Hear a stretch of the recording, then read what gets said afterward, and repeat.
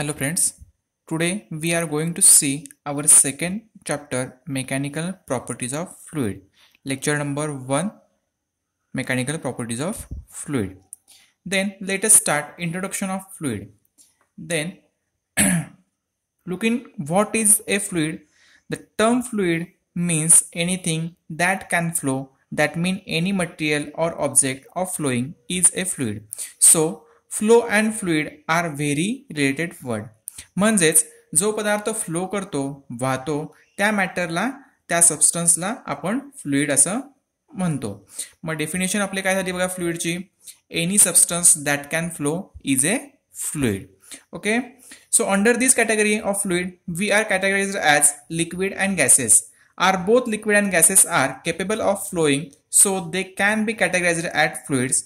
And also under the fluid category, plasma, which is stage of matter, are categorized in fluid. So in fluid includes liquid, gases and plasma. तर आपल्याला माहितीच आहे liquid हा देखील flow होतो, gas देखील flow होतो. आता ही प्लाझ्मा जी स्टेज आहे ही आहे एक आपल्या मॅटरचीच चौथी स्टेज म्हटली तरी चालेल, काही प्रॉब्लेम नाही. तर फ्लुइडच्या ह्याच्यामध्ये फ्लुइडमध्ये प्लाझ्मा, गॅसेस अँड लिक्विड्स हे इन्क्लूड करतात. Okay, but here we shall discuss mechanical properties of only liquids and gases in this chapter. Then a fluid is a substance that deform continually under the action of external force. Okay, deform होणे म्हणजे form होणे म्हणजे तयार होणे, तर deform होणे म्हणजे तयार झालेली एखादी गोष्ट बिघडणे अथवा तिचा शेप चेंज होणे, मोडणे. तर डिफॉर्म ही जी प्रॉपर्टी आहे अथवा हा जो काही पार्ट आहे हा फ्लुइडमध्ये प्रामुख्याने आढळतो. डिफॉर्म बघा, लिक्विडचं डिफॉर्म लगेच होतं, गॅसेस डिफॉर्म लगेच होतात. पण केव्हा, तर when we apply the external force, ज्या वेळेला आपण त्याच्यावरती एक्सटर्नल फोर्स अप्लाय करतो त्यावेळेला त्याच्यामध्ये डिफॉर्म होतो. They does not oppose the deformation, तो कुठल्याही प्रकारचा डिफॉर्मेशनच्या स्टेजला अपोज करत नाही, रेजिस्ट करत नाही. A fluid flows under the action of force और एक pressure gradient. The shear modulus of fluid is 0. तर शियर मॉड्युलस म्हणजे काय, तर आपण ऍक्च्युली शियर मॉड्युलस हा 11वीच्या मेकॅनिकल प्रॉपर्टीज ऑफ सॉलिड या पार्टमध्ये आपण बघितलेला आहे, इलॅस्टिसिटी वगैरे, त्याच्यामध्ये शियर मॉड्युलस म्हणजे काय बघितलेलं आहे. तरी देखील मी इथं सांगतोय shear modulus of fluid is 0. Shear modulus is equal to shear stress upon shear strain. तर आपण आता मगाशी बघितलेला आहे तो fluid does not oppose the deformation, म्हणजे डिफॉर्मेशन या प्रॉपर्टीला तो फ्लुइड कुठल्याही प्रकारचा अपोज करत नाही, रेजिस्ट करत नाही. म्हणजे स्ट्रेस फ्लुइडमध्ये कुठल्याही प्रकारचा नसतो. तो इज इक्वल टू 0. आपण असं जर म्हटलं तर shear modulus is equal to काय म्हटलं, shear stress upon shear strain. So is equal to 0 upon shear strain. So 0 upon 0 is equal to 0. So shear modulus of fluid is 0. Then we see the some examples of fluids. Air, water, flour dough, toothpaste, molten lava etcetera.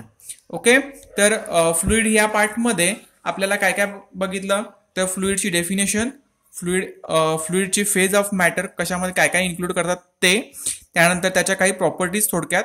हा जो आता आपण जे समोर 6 point बघतोय हे कशामध्ये लिहायचे आहेत, तर नोट जर विचारली फ्लुइडची तर त्याच्यामध्ये आपल्याला फ्लुइडच्या नोटमध्ये लिहायचे आहेत.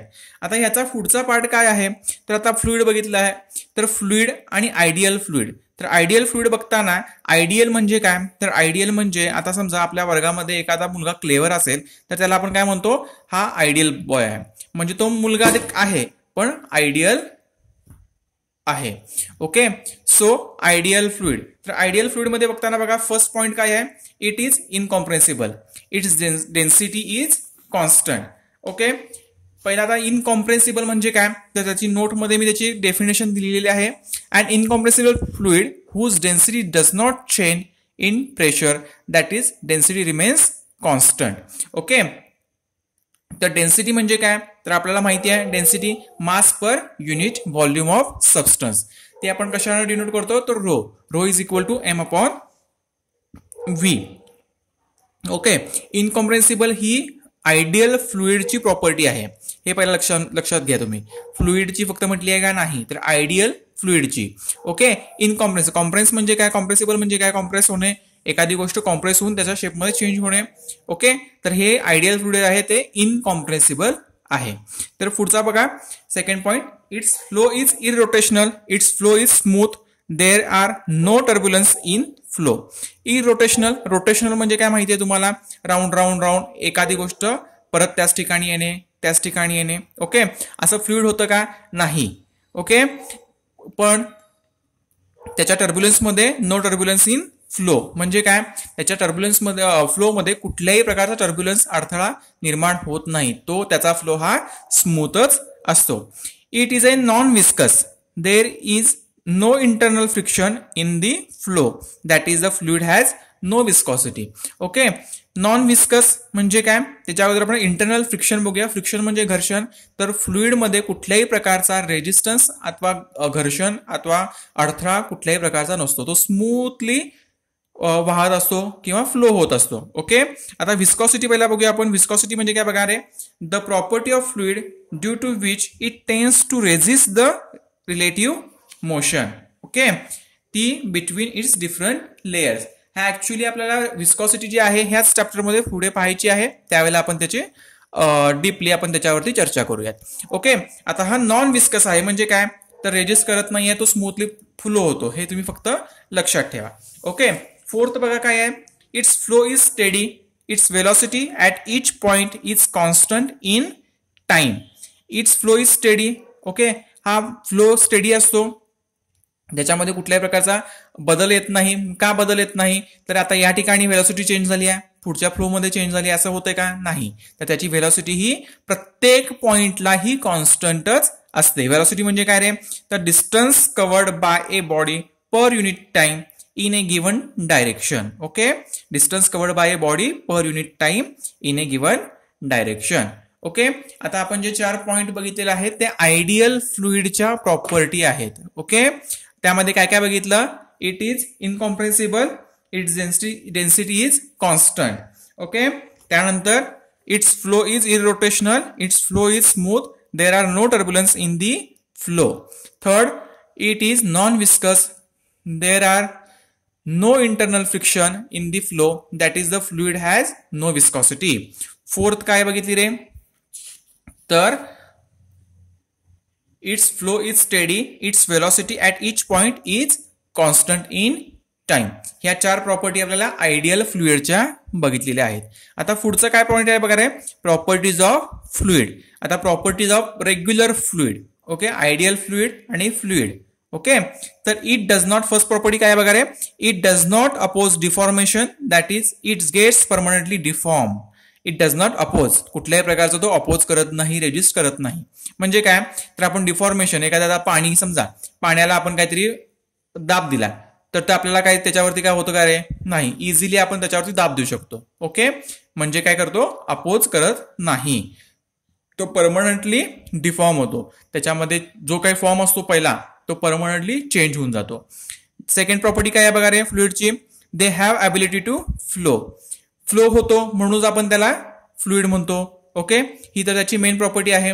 फ्लो झाला नसता तर आपण त्याला फ्लुइड म्हटलंच नसतं, कारण आपण डेफिनेशन बघतानाच पाहिलेलं आहे, any substance that can flow is known as fluid. Okay. They have ability to flow. Third काय आहे, they have ability to take the shape of the container. They have ability to take the shape of container म्हणजे काय, आता समजा आपण ग्लासमध्ये पाणी घेतलंय, liquid. Okay. त्यानं काय घेतला, ग्लासचा शेप घेतला. तेच लिक्विड आपण बॉटलमध्ये ओतलं, त्या लिक्विडला कशाचा शेप आला, बॉटलचा शेप आला. तेच परत लिक्विड ह्याच्यामध्ये बाउलमध्ये ओतलं, त्याला बाउलचा शेप आला. ओके. ही त्याची मेन ॲबिलिटी आहे. फुगा घ्या, एअर घ्या. ओके. फुगा आपण बलून भरला एअरनं, तर त्या एअरला बलूनचा शेप आला. त्यातून आपण एका पाईपमध्ये ती एअर बाहेर काढली, तर त्या पाईपमध्ये ती एअर मावली, म्हणजे त्या पाईपचा शेप आला. ओके. त्यामुळे they have ability to take the shape of the container. आता आपण मेन फ्लुइडचे 3 पार्ट बघितले. पहिल्यांदा नोट बघितले, त्याच्यामध्ये डेफिनेशन, फ्लुइडमध्ये येणाऱ्या गोष्टी म्हणजे मॅटर कुठले येतात ते बघितले, फेज ऑफ मॅटर. त्यानंतर त्याचे एक्झाम्पल्स बघितले, त्यानंतर आपण आयडियल फ्लुइडच्या प्रॉपर्टीज बघितल्या आणि आता आपण बघितल्या प्रॉपर्टीज ऑफ फ्लुइड. त्यानंतर पुढचा पॉईंट काय आहे तर हायड्रोस्टॅटिक. ही काय आहे हायड्रोस्टॅटिक हा शब्द लक्षात ठेवा. ह्या चॅप्टरमध्ये आपल्याला हायड्रोस्टॅटिक हा शब्द वारंवार येत राहील, पण त्यावेळेला हायड्रोस्टॅटिक म्हणजे काय हे लक्षात ठेवायचं. The branch of physics which deals with the property of fluids at rest is called hydrostatic. म्हणजे फिजिक्सची एक ब्रँच आहे which deals with the properties of fluid. Okay, म्हणजे त्या प्रॉपर्टीज ऑफ फ्लुइडच्या पूर्तता करते त्या at the rest of the fluid at rest is called hydrostatic. Okay, he definition लक्षात ठेवायची आणि हायड्रोस्टॅटिक म्हणजे काय हे आपण डोक्यात ठेवायचं आहे. आजचं लेक्चर आपल्याला इथेच थांबवायचं आहे. पुढील लेक्चरला आपण ह्याच्या पुढचा पार्ट बघूया. धन्यवाद.